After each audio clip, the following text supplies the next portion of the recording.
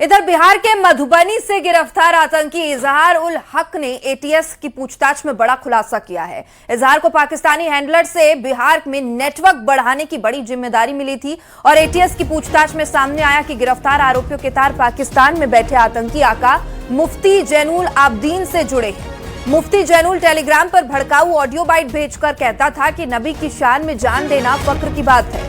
जैनुल ने नईम, फराज, इजहार को पाकिस्तान से ऑडियो बाइट भेजी थी।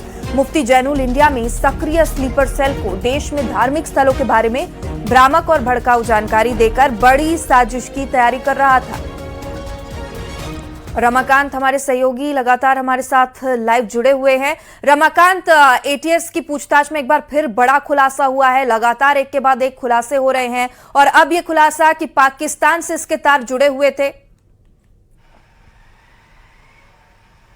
जी बिल्कुल ठीक कहा आपने कि लगातार खुलासे के बाद एटीएस की गिरफ्त में अभी जो 4 आतंकी आए हैं उनमें से बिहार के मधुबनी से गिरफ्तार आतंकी इजहार उल हक ने जो है वो बड़ा खुलासा किया है। उसने साफ तौर पर अपने पाकिस्तानी हैंडलर का नाम लिया है, जैनुल आबदीन, मुफ्ती जैनुल आबदीन।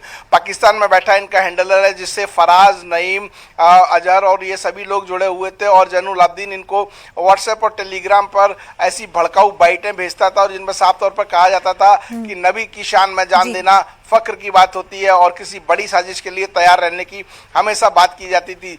देखिए, मैं आपको बता दूं कि जो है वो बिहार के मधुबनी में रहने वाले आतंकी नहीं, कई सारे सिम जो भारतीय सिम थे वो इनको उपलब्ध कराए थे फर्जी कागजात के आधार पर। नेपाल के जरिए ये सिम जो है पाकिस्तान तक भेजे जाते। पाकिस्तान में बैठा हुआ इनका हैंडलर, जिसका नाम पहली बार सामने आया है कि मुफ्ती जैनुल आबदीन जो है वो इनको हैंडल करता था, इनको टारगेट किलिंग करने, मानव बम बनने और इसके साथ ही जिहादी साहित्य इनके तक पहुंचाने की पूरी जिम्मेदारी उसी की थी। और लड़ाकों की फौज में शामिल करने का अब जो आखिरी प्लान था उसके लिए ये आतंकी तैयार हो चुके थे, जिन्हें अफगानिस्तान के रास्ते पाकिस्तान पहुंचना था, जहां लड़ाकों की फौज में शामिल होने के बाद भारत में देश विरोधी बड़ी आतंकी साजिशों को अंजाम देना था। इसकी पूरी प्लानिंग कर ली गई थी। लेकिन इससे पहले ही एटीएस ने भोपाल से फराज को गिरफ्तार किया। फराज के जो है वो पूछताछ में नए नए नाम सामने आए। उसके बाद राजस्थान, बिहार, देवबंद और नई नई गिरफ्तारियां जो हुई हैं, अलवर से भी एक गिरफ्तारी सामने आई। इसके बाद मधुबनी से गिरफ्तारी सामने आई। तो एटीएस की सफलता इसे कहेंगे कि कुछ बड़ा